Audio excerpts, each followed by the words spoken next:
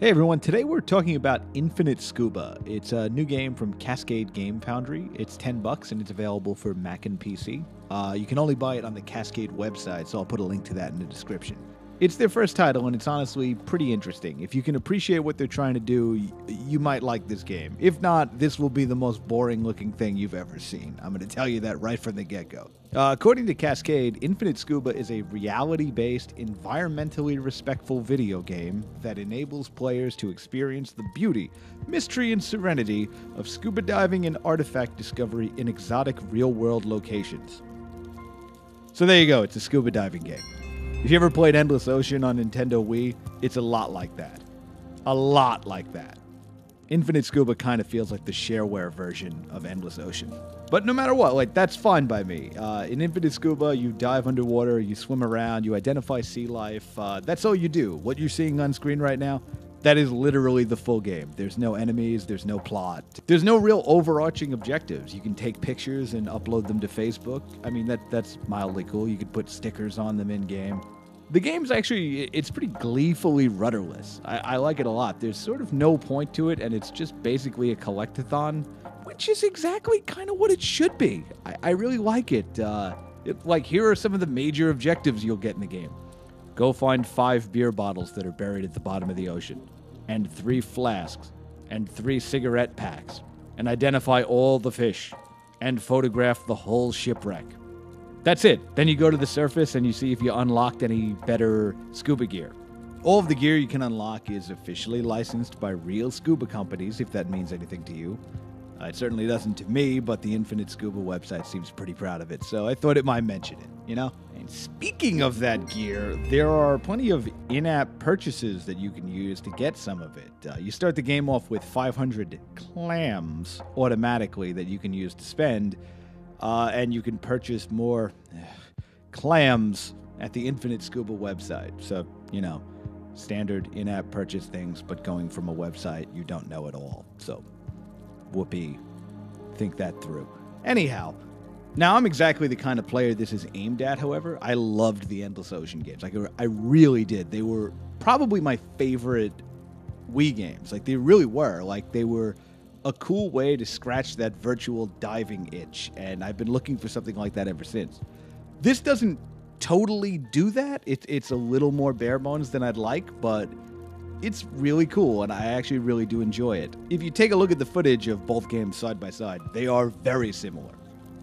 Very similar. I mean, clearly Endless Ocean is the better product, but it's the same kind of thing. If you are interested, you might like this.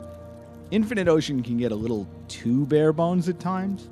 When you start the game, you hit dive, and you are dumped into looking at this wall-eyed woman, which is, whatever. I don't really mind playing as this lady, but I could do with a few more customization options.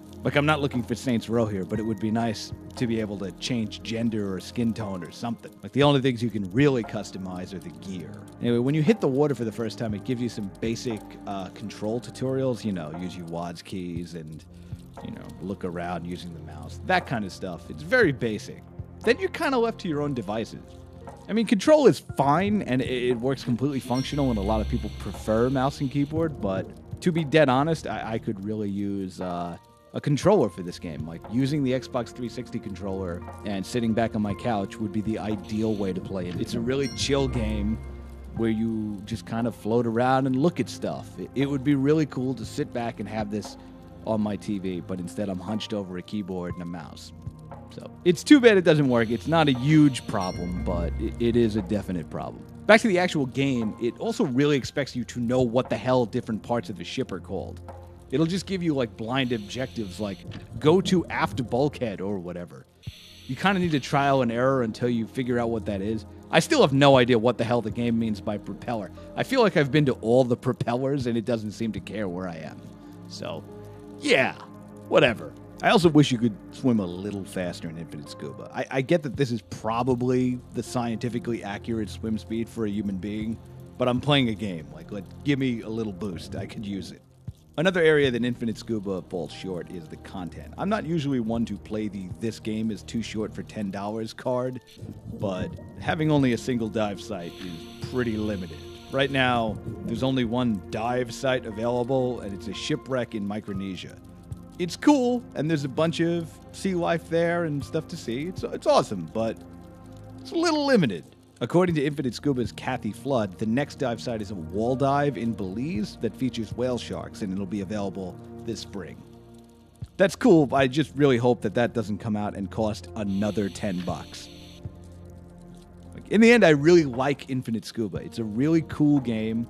It has some problems, and it's definitely not as polished as Endless Ocean, which it is clearly mimicking, but it scratches a very unique itch that not a lot of games tackle. And now that you've seen the game in action, you should pretty much know what to expect. It looks like this all the time. If that seems like something that's up your alley, it is. It's a relaxing, mildly educational way to spend 20 minutes or so. I recommend throwing on some ambient music and hitting the lights. It's a cool, chill game. I really like it. You should totally check this thing out if this looks like something that might interest you. And seriously, if you still have a Wii hooked up for some reason in 2014, definitely go track down a copy of Endless Ocean 1 or 2. They're like this, but huge.